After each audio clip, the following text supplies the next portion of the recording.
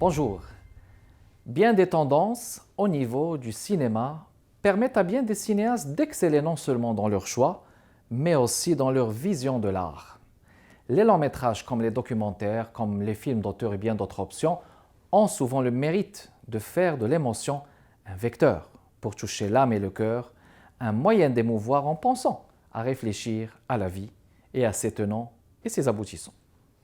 Nous avons le plaisir d'accueillir Moussa Djigo, cinéaste québécois né au Sénégal. Il enseigne actuellement le cinéma et le journalisme au cégep André Laurendeau. Parmi ses œuvres, on cite Obamas et Rosalie, tous deux sélectionnés et recomposés dans plusieurs festivals à travers le monde. Il prépare présentement Princesse de l'hiver. Il poursuit actuellement une thèse de doctorat sur le cinéma des Premières Nations du Québec et du Canada. Ici Kamal Benkiran, bienvenue chez Art et Lettres.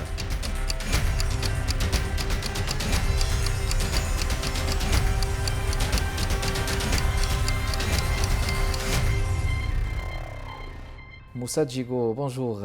Bonjour Kamel. C'est un plaisir de t'accueillir chez Art et Lettres, cinéaste, et vous enseignez le cinéma. Vous avez eu des consécrations dans vos derniers films. On va en parler dans les prochaines minutes. Mais dans un premier temps, vos débuts, ce que j'ai trouvé impressionnant, c'est que vous avez commencé par le conte. Lorsque vous aviez à l'âge de l'adolescence, entre 15 et 18 ans, vous avez présenté beaucoup de contes sur scène. Est-ce que vous avez été fasciné par les griots là, du Sénégal? Est-ce qu'il y avait une fascination quelconque?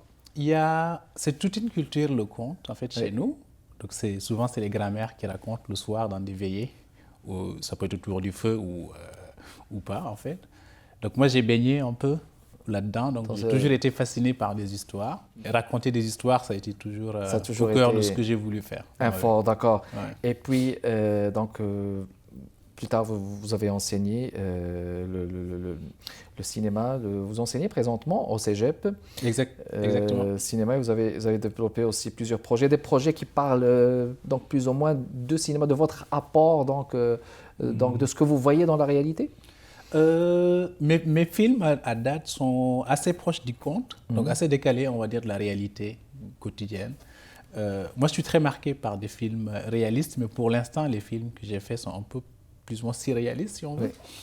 Donc, assez décalés par rapport à ce qu'on vit, mais en même temps, ça part de là. C'est un propos sur le monde, en fait, dans lequel nous vivons. Peut-être qu'on aura le temps de développer là-dessus.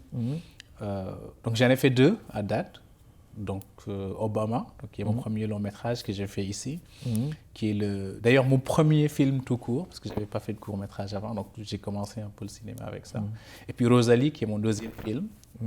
Et puis les deux se retrouvent un peu par hasard à être exploités en même temps, en fait, à faire un peu les festivals un peu partout dans le monde en même temps. Donc ça a été donc, à ce niveau vos débuts. Mais qu'est-ce qui vous fascine le plus dans le cinéma? Je sais que le son et l'image, ils ont un impact sur notre approche artistique, généralement. Est-ce que vous avez commencé par le documentaire? Est-ce qu'il y avait une fascination pour le documentaire, long métrage, cinéma d'auteur? Qu'est-ce qui vous parlait le plus? En fait, moi, j'ai commencé les études universitaires en journalisme en Tunisie. Et puis, c'est le journalisme qui m'a amené j'ai vu pour la première fois de ma vie un film à l'école de journalisme, donc j'étais adulte. Et j'étais fasciné en fait par cette possibilité de faire la même chose, en fait, de faire des contes, mais en images. Ah, ok, d'accord. Donc on parle de grand imagier quand on parle du cinéma. Donc je trouve que c'est une fable. La caméra permet de raconter une fable. Et puis j'aime aussi le son. Donc je travaille beaucoup la question du son en fait, au cinéma. Par exemple, Rosalie parle de musique, par exemple. Puis c'est des musiques organiques en fait qui sont dans le film, pas seulement par-dessus le film comme ça se fait d'habitude. Donc c'est ça, c'est un univers qui m'a toujours fasciné. J'ai baigné beaucoup dans le cinéma italien des années 50. Ah, donc 40, ça c'est vos influences, oui. C'est mes influences, donc le cinéma néo-réaliste. Et puis le cinéma japonais, de Kurosawa, Ozu. Kurosawa, oui. Ça, c'est des cinéastes qui m'ont beaucoup fasciné. Oui. Et puis, je pense que je suis un peu influencé par ce que j'ai vu de ces cinéastes-là. Puis, vous scénarisez, vous les écrivez vous-même? Exactement, je scénarise. Ça, c'est la partie Avant d'avoir l'expérience de tournage, c'est la partie avec laquelle j'étais le plus à l'aise. Mais avec le temps, je vois ça comme un continuum. Pour moi, il n'y a pas le scénario et puis le film. Oui, non, c'est un synopsis. C'est une étape pour moi. Oui. Parce qu'il y a des scénaristes qui écrivent juste pour les autres, donc qui voient ça comme, comme une œuvre terminée, après qui passe à une autre vie. Exact, moi, je vois ça comme l'étape 1 oui. d'un processus que je continue moi-même jusqu'au montage. Moussa, justement, juste pour que nos téléspectatrices et téléspectateurs aussi puissent s'instruire de ça, normalement, une première étape, c'est on pose un synopsis, on l'écrit. Est-ce qu'on le présente après à un réalisateur, un producteur? Comment ça se passe? Alors, en général, il y a une certaine division du travail qui est propre au cinéma, qui est différente en fait, selon qu'on est aux États-Unis, au Canada ou ailleurs. Le cinéma européen, en fait, les Européens ont un peu inventé, si on veut, en France, ce qu'ils appellent la politique des auteurs. Oui. Donc Jean-Luc Godard, François Truffaut, oui. Chabrol. Oui. Donc l'idée, en fait, c'était qu'une œuvre, c'est un ensemble et qu'il y a un auteur derrière. Donc on ne peut pas avoir d'un côté un scénariste, d'un côté un réalisateur et d'un côté un producteur qui a le dernier mot, par exemple, sur l'œuvre. Oui, et qui peut couper, certains passages. Le fameux Final Cut dont on parle aux États-Unis, c'est un peu ça. Ça renvoie à est-ce que c'est le réalisateur qui a le dernier mot sur l'œuvre que nous voyons? Oui. Ou est-ce que c'est une autre vision, plus marketing, qui décide en fait du sort, de l'état, de la forme finale en fait du film? Donc, ce qu'on fait aux États-Unis, les scénaristes sont scénaristes la plupart du temps. Très peu de réalisateurs écrivent eux-mêmes leurs scénarios. Il y en a quelques-uns, il y a Woody Allen par exemple qui écrit ses scénarios. Spike Lee, allez, disons 90% du temps. Oui.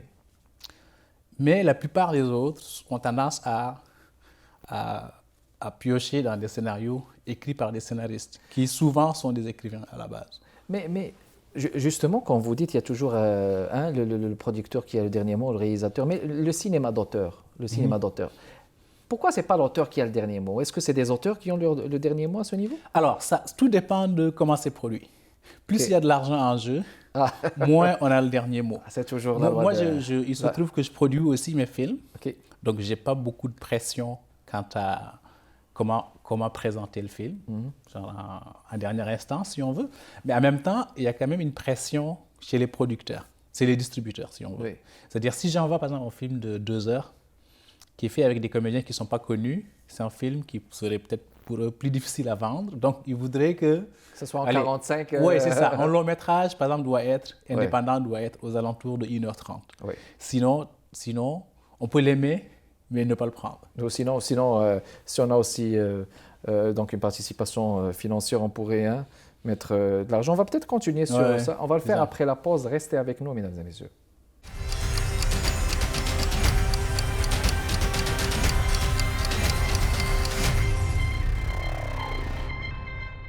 De retour, mesdames et messieurs, toujours dans le cadre de Art et Lettres avec notre invité Moussa Adjigo. Moussa, on parlait justement du cinéma d'auteur. Est-ce qu'on peut dire que justement le volet pécunier, le volet de l'argent, est-ce qu'il a un impact aussi sur la créativité généralement des cinéastes? Certainement que oui. Donc on a tendance à confondre un peu le cinéma indépendant, qui est souvent d'auteur, et le cinéma d'auteur. Donc, le cinéma d'auteur, en fait, ça vient de cinéastes français qui étaient à la base des critiques de cinéma, donc ce qu'on appelait les jeunes turcs. Donc, c'était des critiques des cahiers du cinéma, qui se sont posé la question de est-ce qu'au cinéma, on a l'équivalent d'un écrivain? Oui. Par exemple, on sait que Madame Bovary, c'est Balzac. Est-ce qu'un film de Jean-Luc Godard, est-ce que c'est un film... Est-ce que c'est Brigitte Bardot qu'on retient parce qu'elle est dans le film? Est-ce que c'est lui qui a écrit le scénario? Si ce n'est pas lui, bon, la plupart du temps, c'est lui.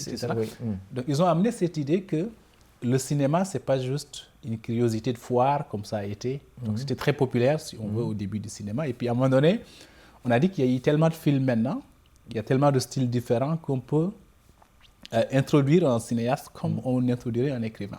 Oui. Même si le travail est collectif, même s'il est industrialisé, même si... il y a beaucoup d'argent en jeu, contrairement à la littérature, par exemple. On peut quand même émettre l'hypothèse que derrière un film, il y a un auteur. Donc la notion de cinéma d'auteur est venue un peu comme ça. Oui, mais quand même, le cinéma d'auteur, il a permis à la littérature d'être d'être plus mise en valeur à travers certains auteurs, comme on voit quand je pense par exemple aux Fleurs du Mal de Baudelaire qui a été carrément en film, mis en film carrément, et d'autres films. Madame Bovary aussi, donc je pense que... Exact. Donc c'est une notion littéraire à la base, Mhm. parce que derrière une œuvre littéraire, on imagine juste un auteur. Oui, Alors qu'au cinéma, quand on voit un film de John Ford, par exemple, dans les années 50-60, on retient John Wayne comme comédien et on oublie John Ford. oui, Et on voit un film avec Brad Pitt oui. et on oublie qu'il est fait par Clint Eastwood, par Oui. exemple, etc. Donc Il y a c'est toujours, un peu cette idée qu'ils ont voulu corriger en disant qu'on peut faire ce cinéma-là commercial, mercantile, où les rôles ne sont pas clairs, c'est juste un travail collectif pour offrir un divertissement qui marche financièrement. Ou alors on peut le voir comme quelque chose qui relève d'une ce qu'on appelle la patte d'auteur, Oui. c'est-à-dire par le style. Donc c'est un peu par le style qu'on se distingue un peu des autres cinéastes. Oui, chacun son style. Chacun son style. Donc ils ont voulu faire reconnaître qu'il y avait la notion de style au cinéma. Aussi, bien sûr, comme le style c'est l'homme, je ne me rappelle plus c'est qui a dit ça, mais le style aussi c'est très important dans les arts, dans tous les genres littéraires. On est arrivé à Obama et Rosalie. Vos deux films qui ont été sélectionnés, récompensés dans plusieurs festivals à travers le monde. Obama, c'est quand même assez intriguant. C'est pas Obamas, parce que là il y a un S à la fin. Oui, il y a un S à la fin. Il y a un S à la fin. Pourquoi il y a un S à la fin?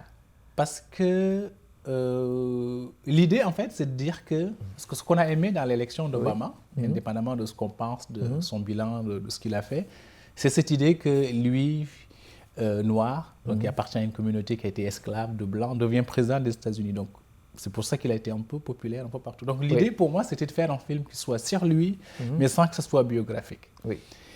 Comme pour dire, en fait, on a plusieurs Obama partout dans le monde. Donc, chacun des personnages des films, quelque part, a un lien, a un élément biographique ou physique qui vient de la biographie d'Obama. Oui. Donc, l'enfant, un enfant qui est d'origine mexicaine, donc c'est...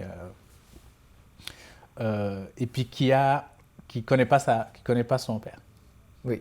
Dans la vraie vie et dans le film, qui connaît pas sa mère. Et puis, le personnage d'Obama, l'itinérant, qui pour moi est plus Obama que les autres, dans le sens où il considère qu'il est Obama parce qu'il est né le même jour, donc il a la même date d'anniversaire. Oui, exactement. Donc je joue un peu. Vous avez joué là-dessus. C'est ça. Oui. C'est-à-dire que c'est un Obama qui n'est pas président des États-Unis, Oui. qui a un autre destin, il est itinérant à Montréal et puis il est blanc. Oui, et donc vous avez joué ces rôles, mais vous avez mis en valeur Montréal aussi. J'ai mis en fait l'idée à la base qui m'a amené à Obama, justement, c'était Montréal, cette ville très diversifiée. Puis je me suis dit, si on veut raconter une histoire d'amour à Montréal,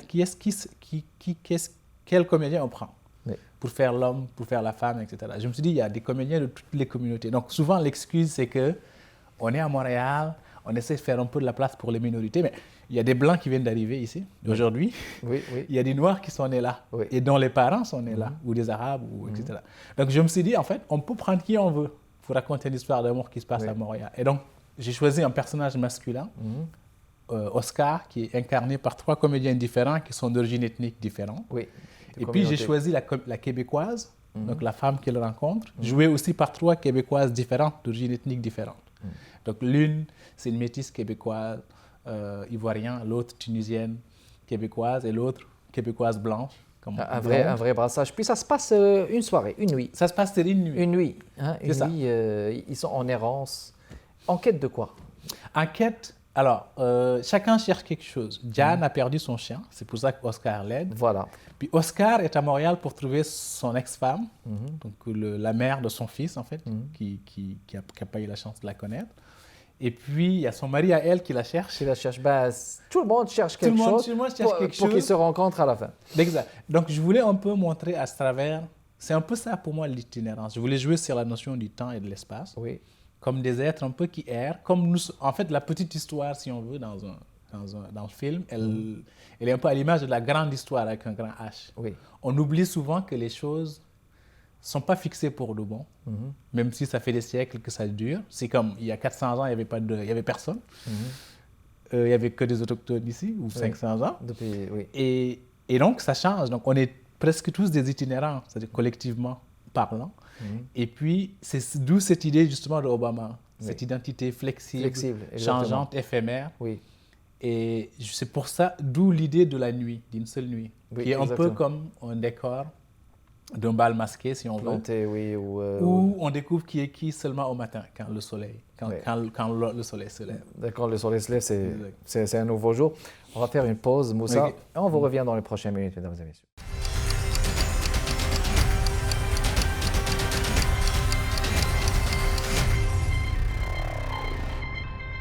De retour, mesdames et messieurs, toujours dans le cadre de Art et Lettres avec notre invité Moussa, puis à votre autre film Rosalie. On va dire une histoire d'amour avec un musicien de rue, et puis James, qui s'appelle James, qui est l'inverse. Jimmy, oui. Jimmy. Et qui est l'inverse, c'est une histoire qui est l'inverse d'un conte de fées. Dans quel sens elle est l'inverse d'un conte de fées? Alors, en fait, je voulais raconter une histoire d'amour où il n'y a pas d'amour. Donc, ou un amour impossible ou en fait, c'est, comment dire, je voulais un peu me moquer, entre guillemets, de la comédie romantique, qui est un peu des histoires d'amour un peu infantilisantes, où on se marie, on a des enfants, etc. Donc là, je voulais faire une histoire d'amour où l'amour est terminé dès les premières secondes du film.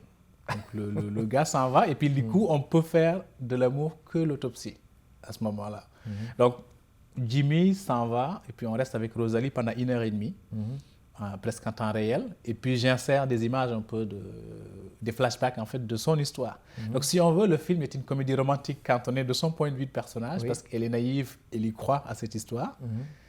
Mais du point de vue du public et de moi en tant que réalisateur, c'est un drame qui se joue. Ok, donc c'est un drame dans le fond. Est-ce que vous avez essayé de faire du mélodramatique en même temps Il y a du mélodramatique, mais c'est du mélodramatique qui est propre à la vision que le personnage a de son couple. Okay. Donc elle se croit dans une relation sublime qui va déboucher vers des horizons extraordinaires. Et elle se prend les pieds dans le tapis, d'où le côté mélodramatique un peu de la chose. Donc si on veut, c'est un personnage féminin qui découvre un peu à son insu, on va dire que la vie n'est pas une comédie musicale. Donc, et que peut-être si le film devait continuer, elle serait une autre femme, elle aurait une autre vision, et elle choisirait d'une autre manière ces histoires. Donc c'est une vision, il y a l'inverse des sens que vous essayez de projeter. Donc Moussa, est-ce qu'on peut dire que votre vision de l'amour, vous avez essayé quand même de faire une introspection dans l'amour pour dire que l'amour est possible dans nos temps contemporains?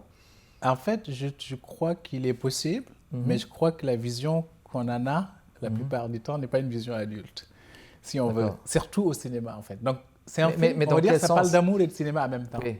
Mais quand vous dites adulte, dans quel sens? Est-ce que vous pensez que les gens n'ont plus le temps, ou bien l'amour est comme quelque chose de révolu? En fait, l'amour est mis un peu, je pense, dans le grand océan qui existe déjà, de la consommation, si on veut. Donc Jimmy, par exemple, c'est quelqu'un qui aurait probablement été dans une autre relation au moment où il a rencontré Rosalie, et puis qui la quitte pour une autre fille.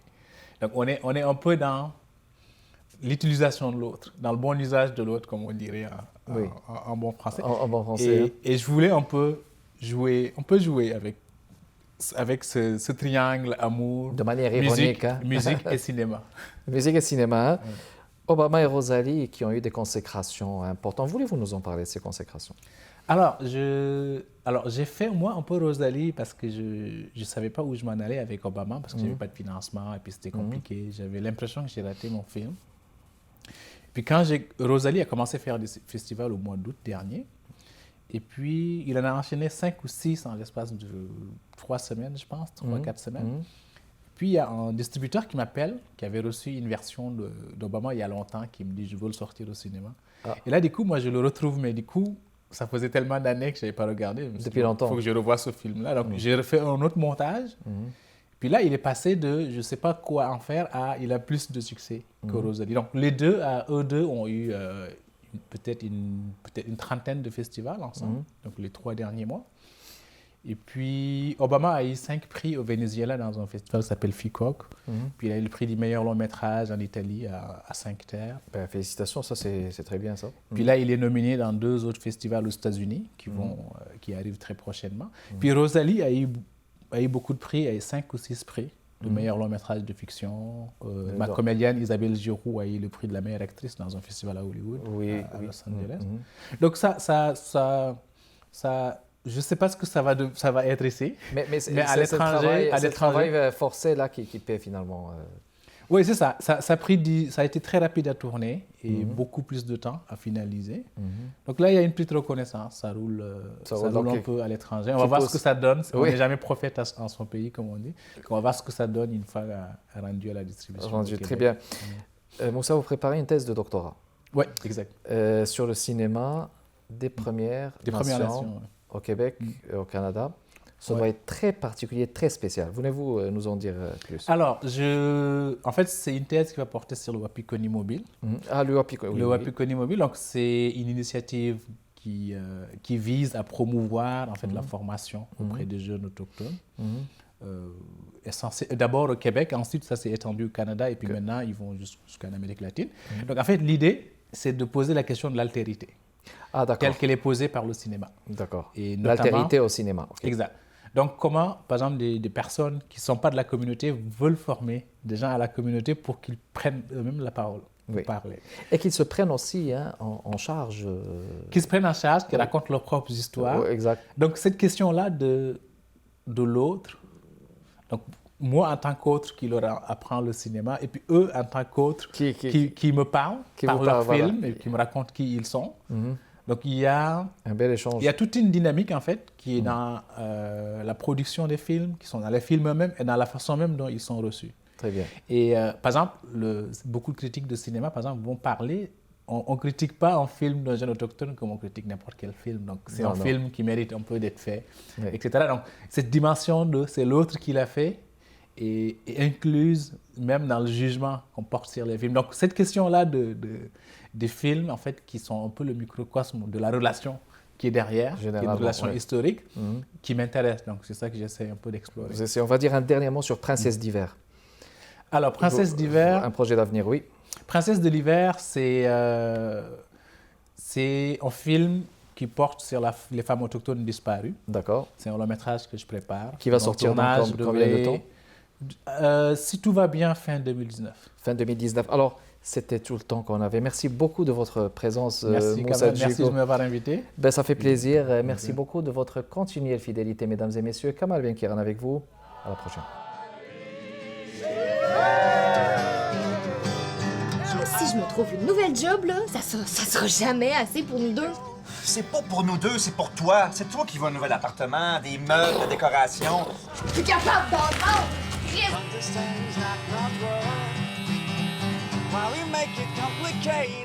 Je sais qu'il va m'appeler.